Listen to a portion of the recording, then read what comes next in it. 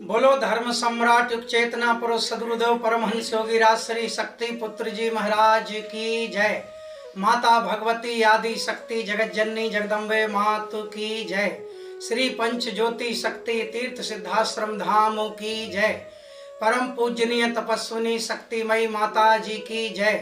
पूज्य दंडी सन्यासी स्वामी राम प्रसाद आश्रम जी महाराज की जय। बोलो सच्चे दरबार की जय।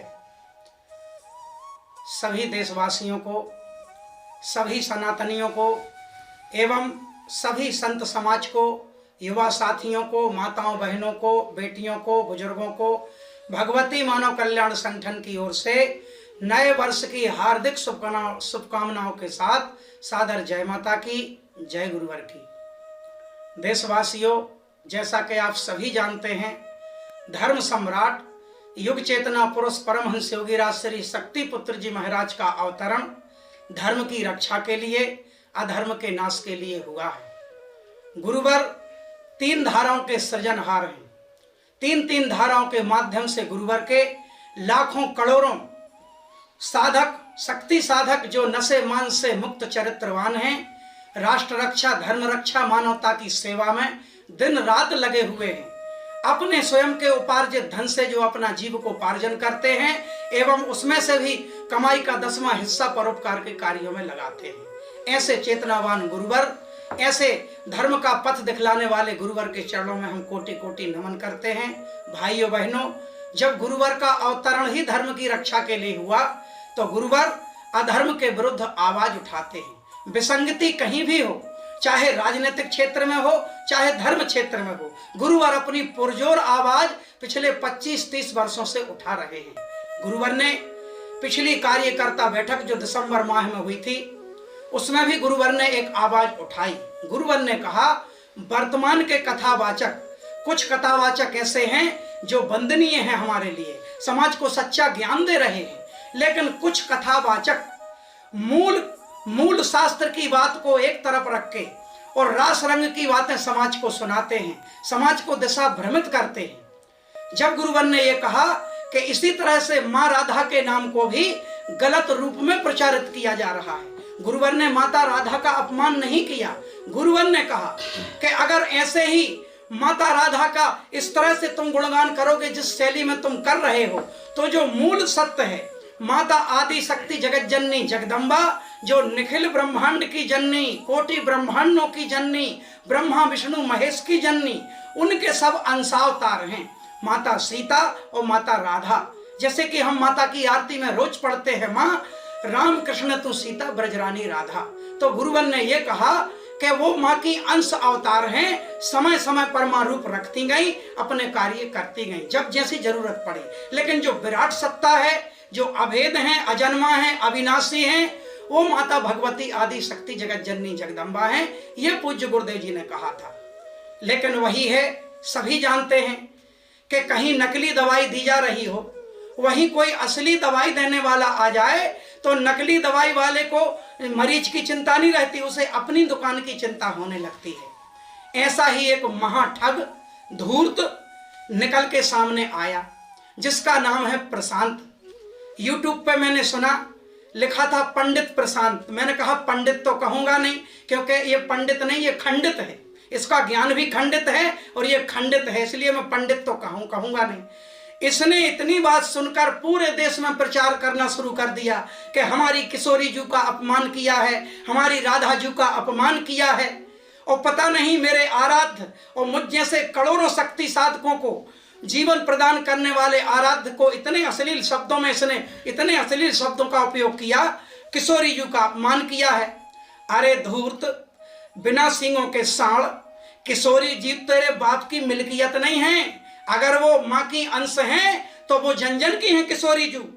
जो उनका रूप है, जो उनका स्वरूप है, उनको हम भी मानते हैं, लेकिन किशोरी जी का अपमान किया है शक्ति पुत्र जी महाराज ने। इस तरह से कितने कितने भक्तों को अपनी तरफ मिलाना चाहता है, समाज को बेवकूफ समझा है।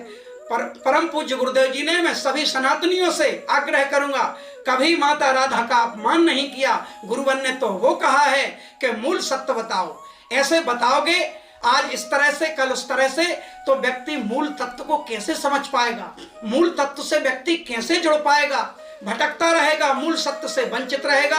गुरुवर ने वो कहा था। लेकिन ये साण इतना विफर गया, इतना विफर गया कि परमहंस योगीराज श्री शक्तिपुत्र जी महाराज पर इसने चारित्रिक लांछन तक लगा दिया। इसीलिए मैंने कहा है पंडित कहलाने के लायक नहीं है।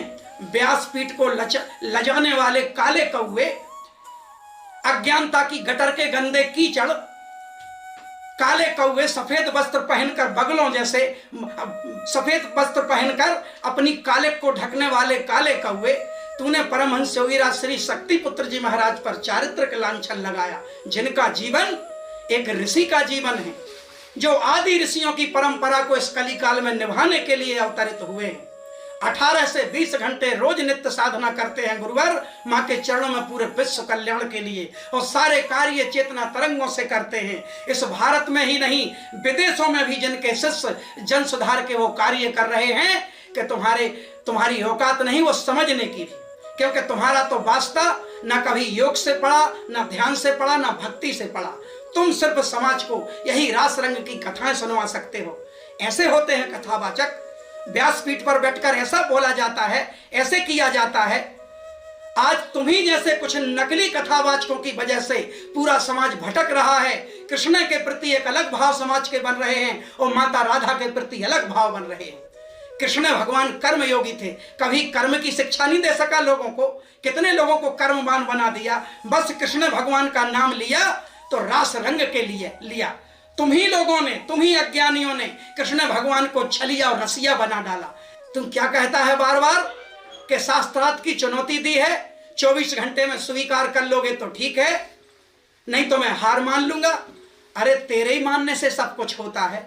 तू शास्त्रार्थ की चुनौती देता है, 10-20 संस्कृत के श्लोक रट लेता है तो शराबी भी रट लेता है, एक जुआरी भी रट लेता है। उन युग चेतना पुरुष को चैलेंज देने के लिए शास्त्रार्थ की, अरे पिछले 25-30 वर्ष से गुरुवर साधनात्मक तप बल की चुनौती दे रहे हैं। तप कहां छुपा था चूहा बिल में? तब तो शायद तेरा जन्म भी नहीं हुआ था, तब से चुनौती गुरुदेव जी दे रहे हैं विश्व अध्यात्म जगत को अपने साधनात्मक तप बल की। तू शास्त्रार्थ की चुनौती देके, वो भी अपने घर में बैठकर, और क्या कह रहा है कि 24 घंटे तक नहीं स्वीकार करोगे तो मैं हार मान लूंगा, मैं पोल खोल दूंगा। जिस कीर्ति क्रांति पत्रिका का तुम बड़े विस्तार से विवरण दे रहा है, इतना गौरवान्वित हो रहा है जैसे कोई खजाना मिल गया हो। अरे पोंगा पंडित, वह कीर्ति क्रांति में बता दूं समस्त देशवासियों को, परमहंस योगीराज श्री शक्तिपुत्र जी महाराज के अग्रज भ्राता स्वर्गीय राम खिलावन शुक्ल जी, हमारे पूज्य बाबूजी, उनकी हत्या जिन लोगों ने की थी, वह 5 लोग आज आजीवन कारावास की सजा भोग रहे हैं। उन्हीं 5 लोगों ने उमेश दीक्षित से मिलकर एक फर्जी पत्रिका का प्रकाशन किया था। तू भी उन अपराधी हत्यारों के षड्यंत्र में आ गया, उनकी साजिश में फंसता जा रहा है और कीर्ति क्रांति का बखान कर रहा है। मैंने उस पत्रिका का पिछले वीडियो में भी नाम रखा था, वो कीर्ति क्रांति नहीं, वो कीर्ति भ्रांति है। समाज में भ्रांति फैलाने के लिए, पूज्य गुरुवर के खिलाफ जनाक्रोश लाने के लिए, लेकिन वो सफल नहीं हुए। उमेश दीक्षित और उनकी टीम पे माननीय न्यायालय में मुकदमा चल रहा है, विचाराधीन है मामला। और वो हत्यारों से मिलकर जो फर्जी पत्रिका का प्रकाशन हुआ था, वो पूरे आजीवन कारावास भोग रहे हैं। और पूज्य गुरुवन ने जितनी बातें पत्रिका में फर्जी लिखी थी, पूज्य गुरुवन ने उस समय घोषणा की थी कि अगर कोई इस एक बात को भी सत्य प्रमाणित कर देगा तो मैं 1 करोड़ का इनाम दूंगा। इतना ज्ञान होना चाहिए काले कौवे तुझको। तुम क्या जाने 10-20 श्लोक पढ़कर लाखों लाखों करोड़ों करोड़ों लोगों की आस्था के केंद्र बिंदु परमहंस योगीराज श्री शक्तिपुत्र जी महाराज को इन चारित्रिक लांछन लगा रहा है।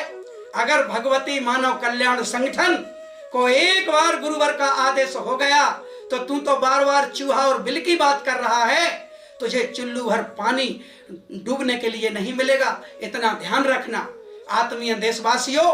इसकी कुछ करतूत इस छोटे से गीत में मैं आपको सुनाना चाहता हूं कि ऋषि राज की सुन कर वाणी, ऋषि राज की सुन कर वाणी, लग गया जिसको दंश है, ऋषिराज की सुनकर वाणी लग गया जिसको दंस है।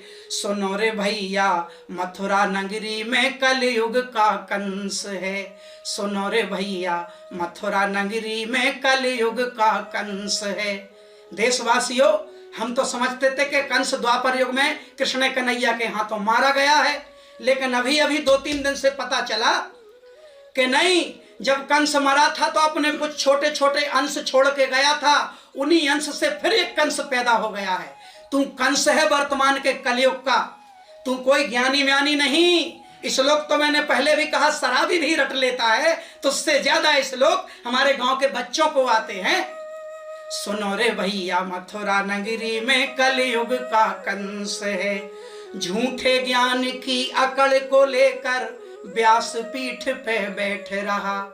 झूठे ज्ञान की अकड़ को लेकर व्यास पीठ पे बैठ रहा। लेके नाम राधा मैया का भक्तों से धन ऐंठ रहा।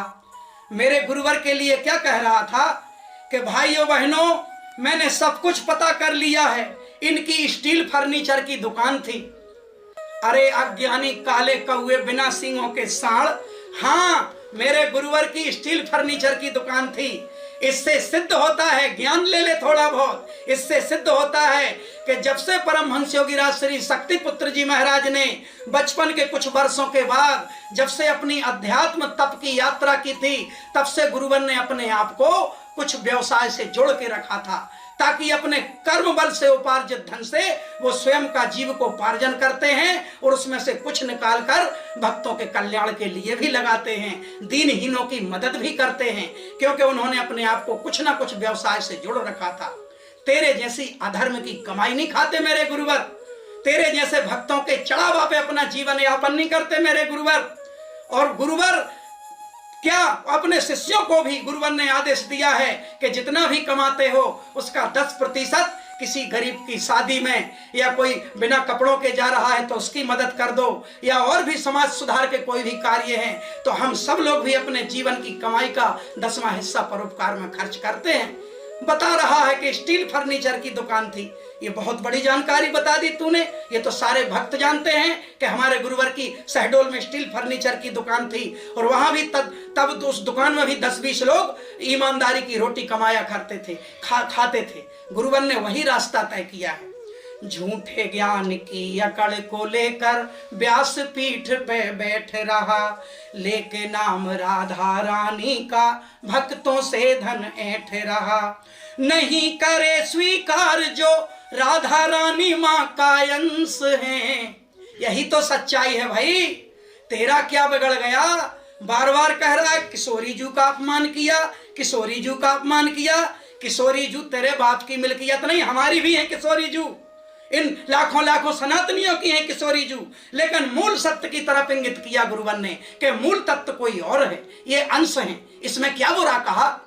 और जब जब जहां जरूरत पड़ेगी वहां मुखरता से मेरे गुरुवर बोलते हैं। दिल्ली में महाशंखनाद हुआ तो दिल्ली में बोले, रायपुर में महाशंखनाद हुआ तो रायपुर में बोले, लखनऊ में महाशंखनाद हुआ तो लखनऊ में बोले, भोपाल में महाशंखनाद हुआ तो भोपाल में बोले, चंडीगढ़ में महाशंखनाद हुआ तो चंडीगढ़ में बोले।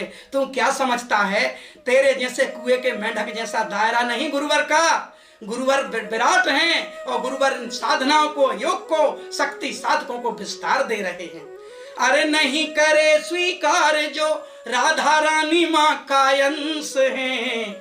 सुनो रे भैया मथुरा नगरी में कलयुग का कंस है। खुद को ज्ञानी कहता फिर भी शब्दों का ना होश रहा। इससे संस्कार पता चलते हैं तेरे। जो गुरुवर के लिए अब शब्दों का उपयोग किया, इससे मैं तो दंग रह गया कि कोई वेद पढ़कर यह स्थिति प्राप्त करता है तेरे जैसी। वेद क्या सिखलाते हैं, वेदों में क्या मूल सार छिपा है, मैं बताता हूं। बहुत श्लोक सुनाए तूने पिछले 3-4 वीडियो में, मैं बताता हूं, यही श्लोक बताता रहा। समस्त सनातनियों से निवेदन है, वेद व्यास जी, महर्षि वेद व्यास जी जिन्होंने 18 पुराणों की रचना की थी, उन्होंने साथ में यह भी कह दिया था कि ये पुराण हमने हम जैसों के लिए ही बनाए हैं, और आम समाज के लिए तो सिर्फ इतना लिख रहा हूं, अष्टादश पुराणेषु व्यासस्य वचन द्वयम परोपकारः पुण्याय पापाय परपीडनम। ये व्यास जी का ही लिखा हुआ है। अष्टादश पुराणेषु व्यासस्य वचन द्वयम। मैं व्यास जी 18 पुराणों में 2 ही वचन बोलता हूं। अष्टादश पुराणेषु व्यासस्य वचन द्वयम परोपकारः पुण्याय। परोपकार करोगे तो पुण्य मिलेगा, और पापाय परपीडनम, दूसरे को पीड़ा पहुंचाओगे तो पाप लगेगा। यह है मूल सत्य। यही सत्य गुरुदेव जी समाज को बता रहे हैं। बाकी तो विस्तार है, परमात्मा की माया है, जगदीश्वरी परमेश्वरी की माया है, उसका तो कोई पार नहीं है, लेकिन बाकी विस्तार है। लेकिन उन पवित्र ग्रंथों को भी तुम जैसे चाटुकारों ने मात्र रोजी रोटी का जरिया बना लिया, और कृष्ण को छलिया, राधा को रसिया बना के रख दिया। अगर इतना ही मां का स्वरूप मानते हो तो उनकी मूल स्थिति समाज को बताओ, तुमने समझी हो तो। इस श्लोकों से क्या होता है? मेरे गुरुवर ने प्रकृति से एकाकार किया है, और डंके की चोट पे कह रहे हैं पिछले 30 वर्ष से कि मैं प्रकृति से एकाकार हूं, मेरे शब्द प्रकृति के शब्द हैं, और जब चाहूं जहां चाहूं मैं प्रकृति के दर्शन कर सकता हूं। क्यों मिर्ची लगी? तुमने क्या पाया? तुमने किया राधा रानी से एकाकार, तुमने किया वेदों का एकाद मंत्र सिद्ध। चले हैं अश्लील शब्द बोलने। खुद को ज्ञानी कहता फिर भी शब्दों का ना होश रहा, और खुद को सत्य का ज्ञान नहीं और झूठा ज्ञान परोस रहा। झूठे ज्ञान की लंका का, झूठे ज्ञान की लंका का निश्चित होना विध्वंस है। लाल बंदर सोच रहा होगा ऐसा कहने से बहुत सारे हमारी तरफ आ जाएंगे। समाज भोला भाला अवश्य है, लेकिन अज्ञानी नहीं है। और ये शक्ति पुत्र जी महाराज के ही नाम का प्रभाव है कि भले तूने निंदा में लिया, भले तूने गलत उपयोग किया नाम का, लेकिन तेरे मुख से कुछ नाम मेरे गुरुवर का निकल गया, तो उसी का परिणाम है कि जो तेरे 24 व्यूज थे आज वो 2-4 हजार पे पहुंच गए हैं। ये होता है एक योगी के नाम का प्रभाव। कितने लोग देखते थे तेरे चैनल को? 20 लोग, 25 लोग, आज मात्र गुरुवर का नाम लेने से। इसलिए नाम के लिए तू मर रहा है, मेरे गुरुवर नहीं। मेरे गुरुवर तो एकांत साधना में प्रचार प्रसार से दूर रहकर सिर्फ माँ के चरणों की साधना करते हैं। प्रचार प्रसार हम लोग करते हैं सत्य धर्म का पूरे देश में और विदेशों में भी। झूठे ज्ञान की लंका का निश्चित होना विध्वंस है। सुनो रे भैया, मथुरा नगरी में कलयुग का कंस है। ध्यान साधना योग पे जिसकी रत्ती भर भी पकड़ नहीं। 4 बजे उठ के ब्रह्म मुहूर्त में साधना करके जब सूर्य निकलता है, तब गुरुवर के सारे शिष्यों की साधना हो चुकी होती है विश्व कल्याण के लिए। ये होता है धर्म का मार्ग। सिर्फ वहां बैठकर कन्याओं को नचाकर, राधा रानी के झूठे मूठे प्रसंग सुनाकर, या तो वो बताओ जो माता राधा ने वास्तव में किया है, झूठा ज्ञान परोस के और बस कन्याओं को बुलाकर नचा लिया। ये भक्ति नहीं है। इसी से समाज भटक रहा है। जब भक्ति भीतर से प्रकट होती है तो आत्मा नाचती है, अंतर मन नाचता है। ये शरीर का डोलना तो बाह्य क्रिया है। अभी तुमको एकाग्रता आई ही नहीं और न किसी को ला पाए। ध्यान साधना योग पे जिसकी रत्ती भर भी पकड़ नहीं। इतना बेशरम इतना अधर्मी जाति इसकी अकड़ नहीं। लेकिन जाएगी, थोड़ा समय लग सकता है लेकिन जाएगी। कैयकों की गई है, तुम्हारी भी जाएगी। ध्यान साधना योग पे जिसकी रत्ती भर भी पकड़ नहीं। इतना बेशरम इतना अधर्मी जाति इसकी अकड़ नहीं।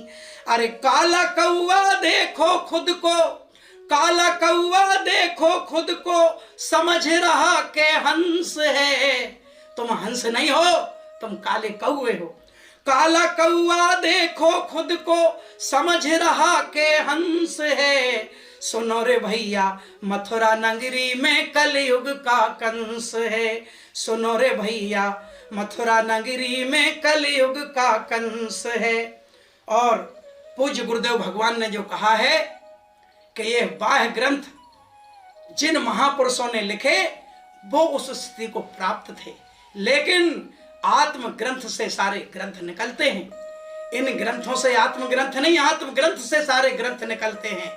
आत्मा से, प्रकृति से वही एकाकार हो सकता है जिसने पहले खुद को जाना हो। लेकिन हम समस्त ग्रंथों का भी सम्मान करते हैं, समस्त सनातनियों का सम्मान करते हैं। और एक बार फिर देशवासियों से विशेष आग्रह है, ये भगवती मानव कल्याण संगठन सत्य सनातन धर्म की ही रक्षा कर रहा है। भीतर का कचरा साफ होना जरूरी है। जब भीतर का कचरा साफ होगा तभी बात बनेगी। अतः एक बार फिर पूरे संत समाज को, पूरे आत्मीय सनातनियों को, सभी युवा वर्ग को भगवती मानव कल्याण संगठन की ओर से ढेर सारी शुभकामनाएं। शेष अगले वीडियो में सादर जय माता की, जय गुरुवर की।